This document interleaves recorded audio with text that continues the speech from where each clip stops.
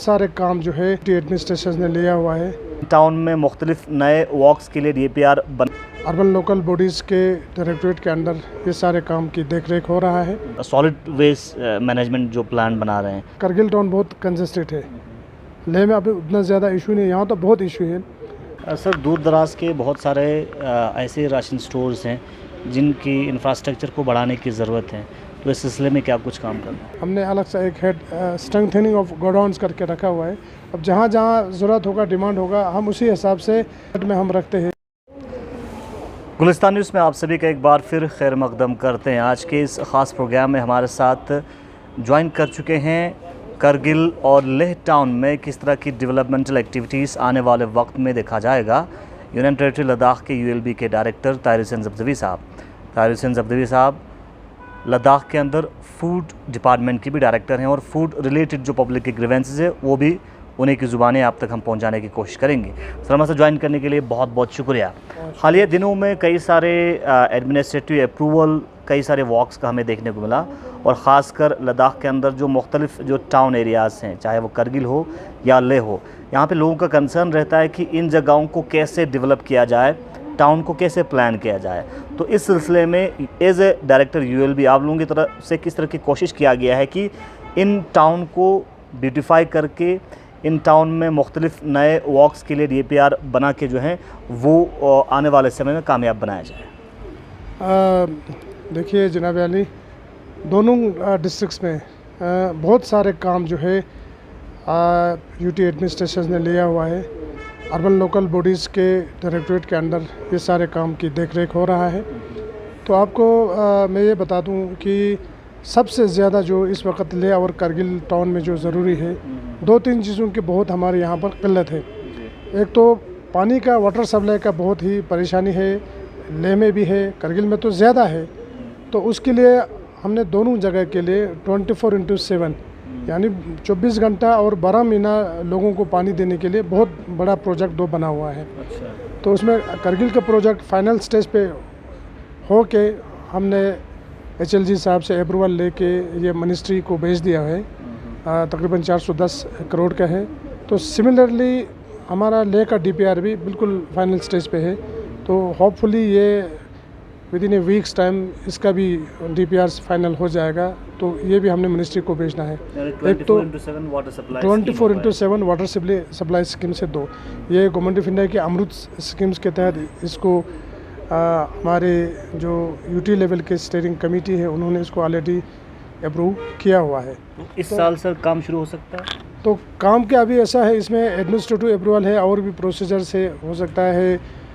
Ministry of urban affairs government of India से ये DPRs MHA चला जाए, तो जब वहाँ से एडमिनिस्ट्रेटिव अप्रूवल्स हमें आएंगे तब जाके हम टेंडरिंग प्रोसेस पे होंगे, फिर ये काम शुरू होगा। तो होपफुली इस साल तो अब सीज़न भी ऑलमोस्ट उतना ज़्यादा हमारे पास नहीं बचा है। हम कोशिश तो ये है कि कम से कम टेंडरिंग वाला जो है प्रोसेस जो इस साल करें।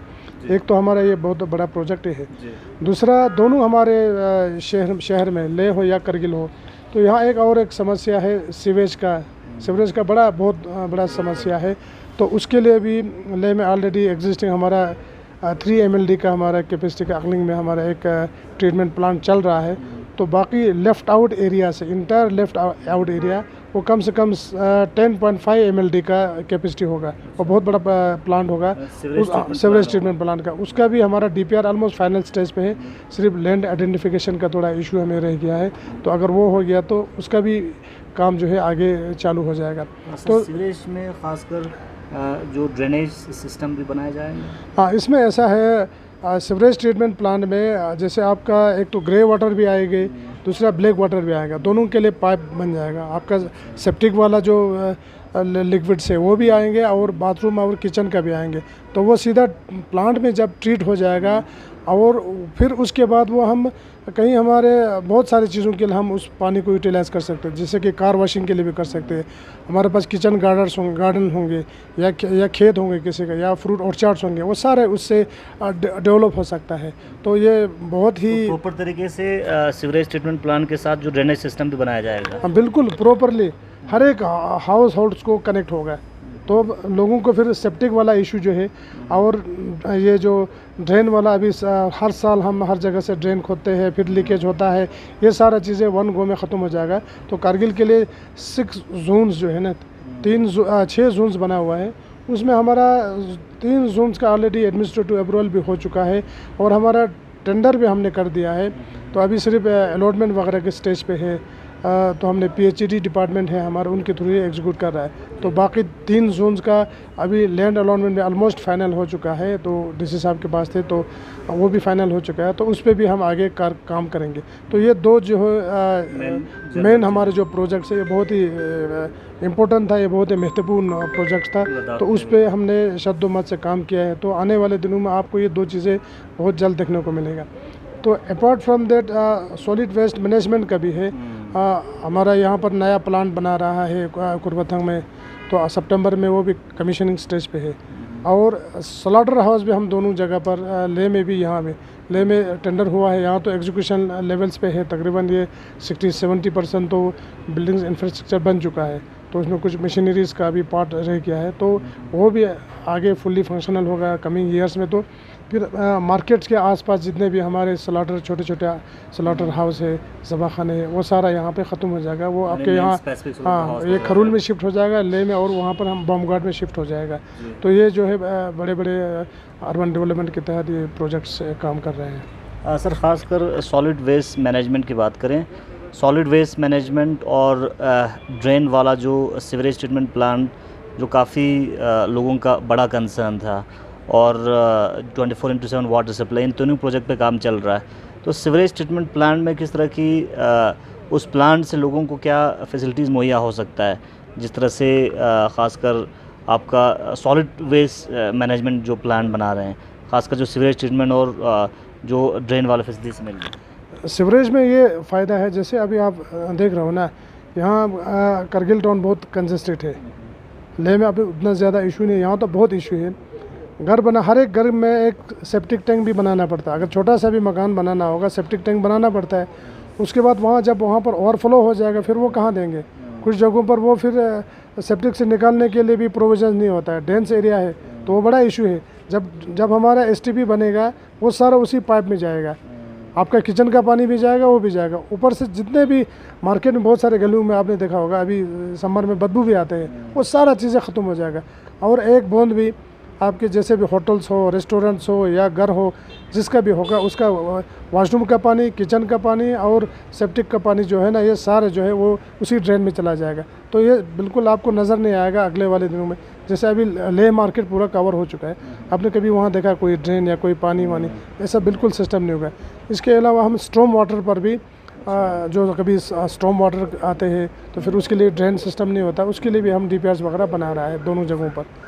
और साथ ही साथ सॉलिड जो वेस्ट के लिए प्लांट बना रहे हैं, तो वहाँ पे जो सॉलिड वेस्ट को लेकर किस तरह की जो है प्रोसेस वहाँ पे देखने को मिलती है? वहाँ पे ऐसा है, जो अभी हमारा बड़ा हाईटेक प्लांट जो बन रहा है, इसमें ऐसा होगा, एक तो हम कुछ वेस्ट जो है वो हाउस होल्ड लेवल पर सेग्रीगेट ही करते हैं। जैसे हमारा वेट वेस्ट होगा, वो अलग होगा। वेट वेस्ट को यहाँ से गाड़ी में लेके उसको हम कंपोस्ट पिट्स वगैरह में मैन्यूअर्स वगैरह बन सकता है। बाकी जो वेस्ट है उसको प्लांट पे उनका सेग्रीगेशंस करके अलग सा, जैसे अगर प्लास्टिक होगा तो उसके लिए शेडरिंग मशीन हमने लाया हुआ है। एक तो वो शेडरिंग करेंगे, फिर वही प्लास्टिक जो शेडेड प्लास्टिक जो है वो रोड्स वगैरह में भी हम विटामिन के साथ मिक्स करके वो यूटिलाइज़ कर सकते हैं। RME डिपार्टमेंट यूज़ कर सकते हैं, BRO यूज़ कर सकते हैं। तो फिर उसके बाद बाकी गत्ता वगैरह रहते हैं हमने, या प्लास्टिक ऐसे बोतल से जो शेडरिंग नहीं कर सकते, उसको हम कम्पैक्ट बेलिंग मशीन लगे हुए, वो कम्पैक्ट बेल करके उसका पैकेट वैकेट बना के वो आगे वेंडर को दे देते हैं। वो दे सकते हैं हम आगे वेंडर को, जम्मू में दे, श्रीनगर में दे, वेंडर को देते हैं।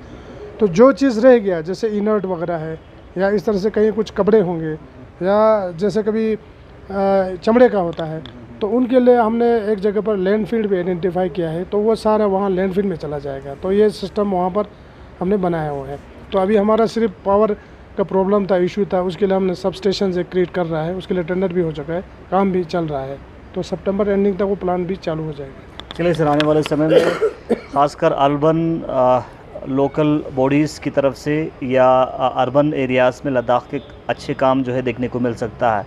दूसरी जानिब सर, अगर लद्दाख के करगिल टाउन की बात करें, करगिल टाउन में काफ़ी कंजेशन है और उसको लेके लोगों का भी खदशा रहता है कि जो अलग से जो रूट्स बनने की ज़रूरत है और ऑलरेडी जो अगर अलग रूट्स हैं उनको एक्सपेंड करने की ज़रूरत है। तो इस सिलसिले में क्या कुछ एडमिनिस्ट्रेटिव अप्रूवल आया है?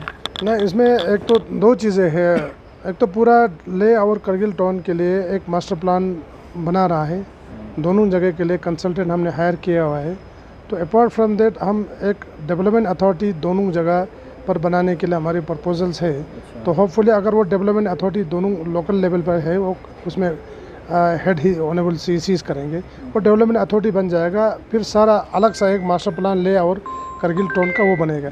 उसके अलावा हमने रिसेंटली जितने भी छोटे छोटे रोड्स है या गाँव में लिंक रोड के साथ फिर लिम्स है, यहाँ टाउन एरिया में लिम्स है, लिम्स को भी हमने कवर करने के लिए हमारे तकरीबन करगिल टाउन में हमारे 8-10 प्रोजेक्ट अप्रूव हुआ है। सिमिलरली ले में कुछ प्रोजेक्ट्स पर हो चुका है। कुछ हम DPRs अभी, जैसे हमारा हाउसिंग कॉलोनी वगैरह है, वहाँ का DPRs तैयार किया हुआ है। तो आने वाले न्यू स्कीम में हम उनको भी इंक्लूड करने जा रहा है।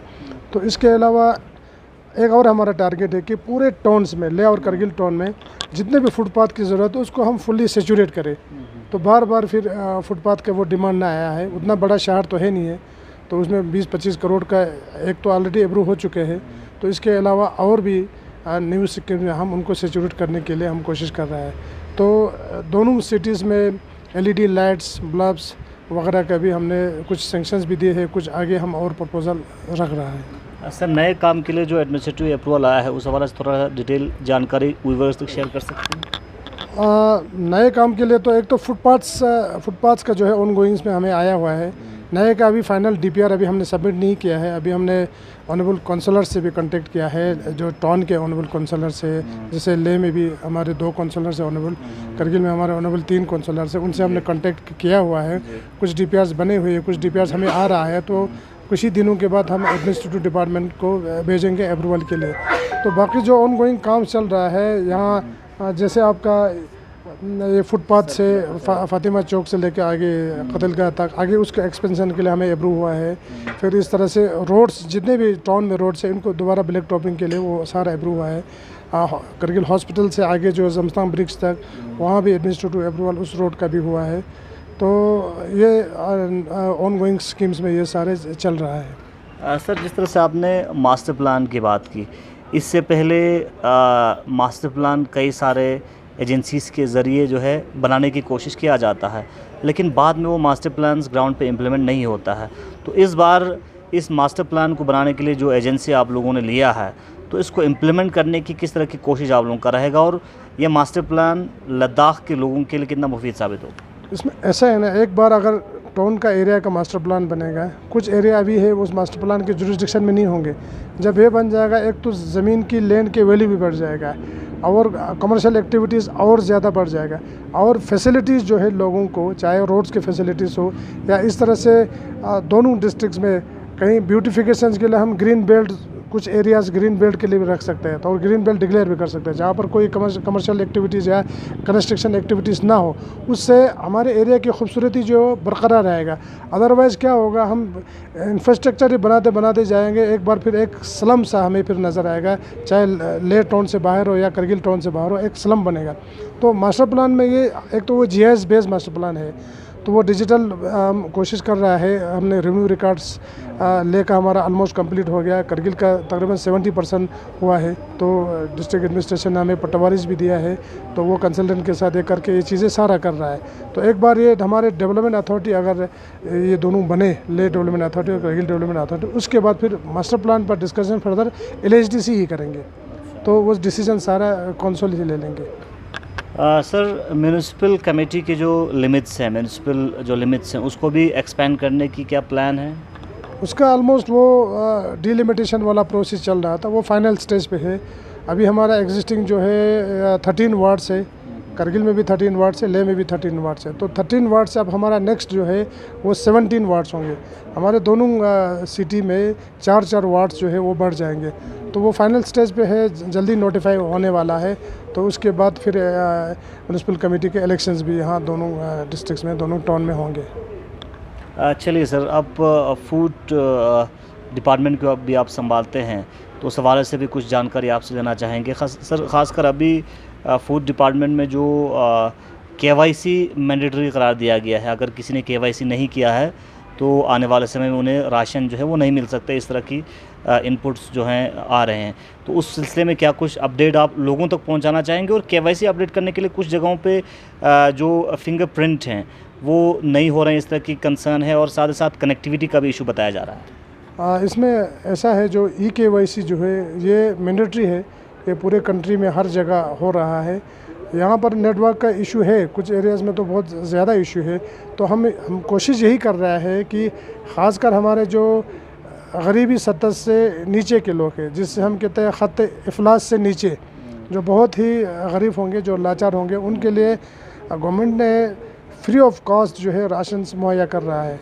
तो ये फर्दर 5 इयर्स के लिए 2029 तक जो है फ्री ऑफ कॉस्ट 2 कैटेगरीज़ को, AAY और PHHS को, जिसको हम पहले BPL भी कहते थे, तो उन 2 कैटेगरीज़ को बिल्कुल फ्री ऑफ कॉस्ट राशन मिल रहा है।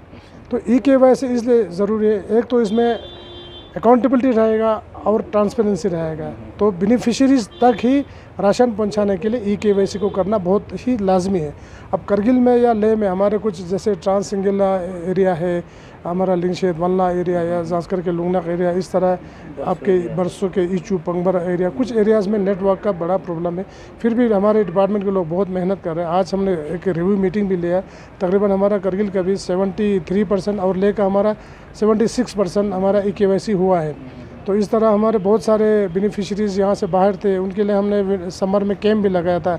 हमने श्रीनगर में, जम्मू में, चंडीगढ़ में, दिल्ली में, हर जगह।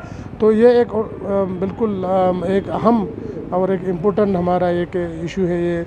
इससे क्या होगा, 100% जो है राशन जो है बेनिफिशरीज तक ही जाएंगे, क्योंकि इसके बाद POS मशीन लगेंगे, बायोमेट्रिक सिस्टम होगा। तो फैमिली में से अगर 5 मेंबर होगा, जब तक कोई भी मेंबर आ सकता है, वो अपना अंगूठा जो है POS मशीन पे जो ही लगाएगा, उसकी सारे फैमिली वहाँ पर रीड होगा, सारे फैमिली का नाम उधर आ जाएगा। तो वो सही बेनिफिशरीज़ को सही राशन जो है फ्री ऑफ कॉस्ट पहुँचाने के लिए ये मैकेनिज़्म गवर्नमेंट ऑफ इंडिया ने बना हुआ है। सर, नए राशन कार्ड बनाने के लिए जो एडिशन और डिलीशन का प्रोसेस है वो काफ़ी लंबा प्रोसेस बताया जा रहा है, और इस सिलसिले में अगर किसी को नया राशन कार्ड बनाना है तो क्या प्रोसीजर है? न, इसमें नया राशन कार्ड बनाने में ऐसा है, पहले एक कैपिंग का इशू था कि इसमें कैप होना चाहिए कि हमारे ये नया राशन कार्ड के लिमिटेशंस क्या होंगे। अब वो हमने एडमिनिस्ट्रेशन से अप्रूव करके उसका नोटिफाई भी हो चुका है। अब नया राशन कार्ड बनाने में किसी को भी दिक्कत नहीं होगा, क्योंकि अगर कोई राशन के लिए इंटाइटलमेंट नहीं होगा, सपोज़ कोई गेजेटेड ऑफिसर होगा, उसको तो राशन तो नहीं मिलेगा ना, हमारे जो एग्जिस्टिंग रूल के हिसाब से उसको राशन नहीं मिलेगा। But he can head A ration card, वो राशन कार्ड एक रख सकता है अपने पास, तो वो उसको एक्सक्लूजन कैटेगरी में है। अब हमें इन 4 कैटेगरी बनाया है। एक तो AAY है, दूसरा PHHS है जो खत्ते इफलास से नीचे लोग हैं, उसके बाद NPHHS है, इट मीन्स यानी नॉन प्रायोरिटी हाउस होल्ड्स, तो उसको राशन मिलेंगे मगर मुफ्त नहीं मिलेंगे, उसको प्रिस्क्राइब रेट पर राशन मिलेंगे। अब एक उसमें भी ज़ुमरे में भी नहीं आता है जिनकी आमदनी जो है 25 लाख से ज़्यादा हो, या कोई गेजेटेड ऑफिसर हो, चाहे सेंट्रल सर्विस में हो, स्टेट सर्विस में हो, डिफेंस में हो, जो भी हो, उनको भी नहीं मिलेंगे। तो मगर वो लोग एक्सक्लूजन कार्ड अपने पास रख सकते हैं। वो जैसे आपके हेल्थ डिपार्टमेंट से आपको गोल्डन कार्ड मिलता है आयुष उसके स्कीम के तहत, तो उनके लिए आप एक्सक्लूजन कार्ड दिखा सकते हैं। तो और पर्पज़ के लिए भी राशन कार्ड आप रख सकते हैं। तो हमारे एडमिनिस्ट्रेशन ने अब उसके लिए आने वाले दिनों में स्मार्ट राशन कार्ड्स का भी हमारा एक प्रपोजल है, तो उसमें हमने DPR वगैरह बनाए हैं। कमेटी भी एक कंस्टिट्यूट किया था सेक्रेटरी साहब ने, तो हमने RFP वगैरह सारा तैयार करके अभी एडमिनिस्ट्रेशन को फंडिंग के लिए हमने फ़ाइल मूव किया हुआ है। जो ही वो आएगा फिर हमारा स्मार्ट कार्ड भी बनेगा। स्मार्ट कार्ड हमारा जैसे ATM कार्ड नहीं होता, उसी टाइप का होगा, जिसमें QR भी होंगे और उसमें चिप सिस्टम भी होंगे, दोनों होंगे। तो ये वाला आने वाले दिनों में जल्दी ये चीज़ें आ जाएगा। तो राशन का अभी कार्ड बनाने में किसी को भी कोई दिक्कत नहीं है, अपने अपने एलिजिबिलिटी के हिसाब से वो कार्ड बना सकते हैं। सर, दूर दराज के बहुत सारे ऐसे राशन स्टोर्स हैं जिनकी इंफ्रास्ट्रक्चर को बढ़ाने की ज़रूरत है, तो इस सिलसिले में क्या कुछ काम कर रहे हैं? इसमें वैसे भी हम 1-2 साल से मेरे से पहले भी इस पर काम चल रहा है। हमने अलग से एक हेड स्ट्रेंथनिंग ऑफ गोडाउन्स करके रखा हुआ है। अब जहाँ जहाँ ज़रूरत होगा, डिमांड होगा, हम उसी हिसाब से बजट में हम रखते हैं। तो रिपेयर रिनोवेशन हम हर एक गोडाउन का कर रहा है। तो आज भी हमने बता दिया कि एडी साहब को कि आप अपना जितने भी आपके प्रपोजल्स हैं तो आप दे दीजिए, नए स्कीम में हम डालेंगे, तो उसमें कोई दिक्कत नहीं होगा। जहाँ जहाँ हमारे सरकारी गोडाउन है हम उसी का रिपेयर रिनोवेशन कर सकते हैं। जो अगर कहीं जगह प्राइवेट मकान में होंगे या प्राइवेट गोडाउन हायर किया होगा तो वहाँ पर हम ये मेंटेन वगैरह, रिपेयर वगैरह हम तो नहीं कर सकते हैं, मगर फिर भी हम उसको चेक करेंगे कि किस तरह से इन मुश्किलात का फिर इजाला कर सकें। बहुत बहुत शुक्रिया सर। लास्ट पे आप लद्दाख वासियों तक, खासकर फूड डिपार्टमेंट और यूएलबी के हवाले से किस तरह की अहम पैगाम पहुंचाना चाहेंगे? सर, यूएलबी में तो मैं ऐसा ही कहूँगा, क्योंकि शहर सबसे ज़्यादा ज़रूरी है कि शहर की सफाई हो। खासकर हमारे दुकानदार है या जो सिटी में रहने वाला है, वो जिस तरह से एक गाइडलाइन दिया हुआ है, एक SOP दिया है डिपार्टमेंट ने, और सुबह शाम हमारे जो वैन्स जो है वो गार्बेज पिकअप वैन्स आते हैं, आपने भी देखा होगा, लेह में भी है, यहाँ भी है। तो वो लास्ट डेस्टिनेशन पर अभी हमारा तो वहाँ लेगेसी वेस्ट बना हुआ है, वहाँ फ़िलहाल हम डंप कर रहे हैं। जब प्लांट बनेगा तो वहाँ प्रोसेसिंग होगा। तो वेस्ट को बिल्कुल आप सड़क पर ना फेंकें, क्योंकि यहाँ सुबह हमारे म्यूनसिपलिटी के सारे स्वीपर्स आते हैं, साफ़ करते हैं। रात को दुकानदार क्या करते हैं, दुकान बंद करने से पहले सारा मार्केट में फेंक देते हैं। ऐसा नहीं करना चाहिए। हमें एक सिविक सेंस हर किसी को होना चाहिए। सरकारी मशीनरी अकेला से शहर की सफाई नहीं होगा। कोई कूड़ा करकट बिल्कुल इधर गंदगी जो है मार्केट में हो या दरिया में हो या पानी में हो, कहीं भी ना फेंके। अपने पास डस्टबिन वैसे भी गवर्नमेंट ने दिया हुआ है, अगर वो डस्टबिन भर जाता है तो एक अपने पास भी एक डस्टबिन होना चाहिए, लोगों को रखना चाहिए। रख कर या कोई अपना इंतज़ाम करके जमा करके रखें। जो ही हमारे जो वैन आए, गाड़ी आए म्यूनसिपलिटी के, तो उस वक़्त उसी में डालें। तो ये एक ख़ास एक हम क्या कहते हैं, शहरों के भी एक बड़ा हमारी जिम्मेदारी है, चाहे लेह में हो चाहे करगिल में हो। तो यही मैसेज एडमिनिस्ट्रेशन की तरफ से भी यही है कि लोगों में भी थोड़ा सा सिविक सेंस होनी चाहिए, और सेंस ऑफ रिस्पॉन्सिबिलिटी जो है जब तक पब्लिक में नहीं होगा, जब तक लोगों में वो शऊर पैदा नहीं होगा, तो फिर डिपार्टमेंट अकेला तो हर चीज़ कर नहीं सकता है। हर कोई भी काम होगा वो कामयाब हो ही नहीं सकता जब तक कि पब्लिक का ताउन, पब्लिक का कोऑपरेशन नहीं होगा। तो ये चीज़ें लोगों से ही कहूँगा। सिमिलरली फूड सिविल सप्लाईज में भी यही है, कहीं राशन लोगों को नहीं मिलते होंगे या कहीं जगह पर परेशानी होगा, लोगों को टाइम पर राशन नहीं मिलता होगा, स्केल्स के बराबर नहीं मिलता होगा, तो लोगों को शिकायत करना चाहिए। अगर किसी के पास राशन कार्ड नहीं है, अगर वो राशन कार्ड डिपार्टमेंट के हमारे TSOs है या कोई स्टोर कीपर होंगे या AD साहब होंगे, वहाँ से नहीं बनता होगा, तो उनको वो शिकायत लेके चुप करके नहीं बैठना चाहिए, डायरेक्टर के लेवल पर लाना चाहिए। अगर डायरेक्टर से नहीं बनता है तो आगे भी एडमिनिस्ट्रेशन में भी वो जा सकता है। ये सारी चीज़ें पब्लिक में एक वो होनी चाहिए, लोगों में एक शऊर पैदा होना चाहिए, ताकि फिर लोगों का जो भी सरकारी स्कीम्स हो वो गरीबों तक, लोगों तक और हमारे शहरों तक पहुँचे।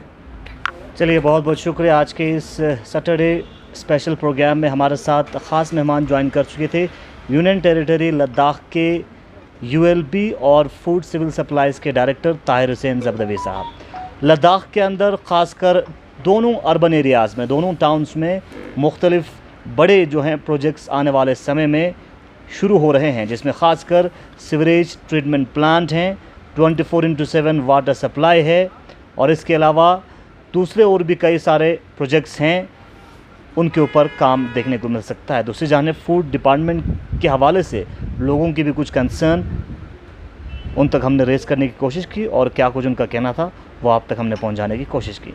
आप देखते रहें गुलिस्तान न्यूज़ पर्पल के अपडेट्स के लिए। अगले हफ्ते फिर मिलेंगे एक और शख्सियत के साथ। तब तक के लिए मुझे दीजिए इजाज़त। खुदा हाफिज़। जुड़े।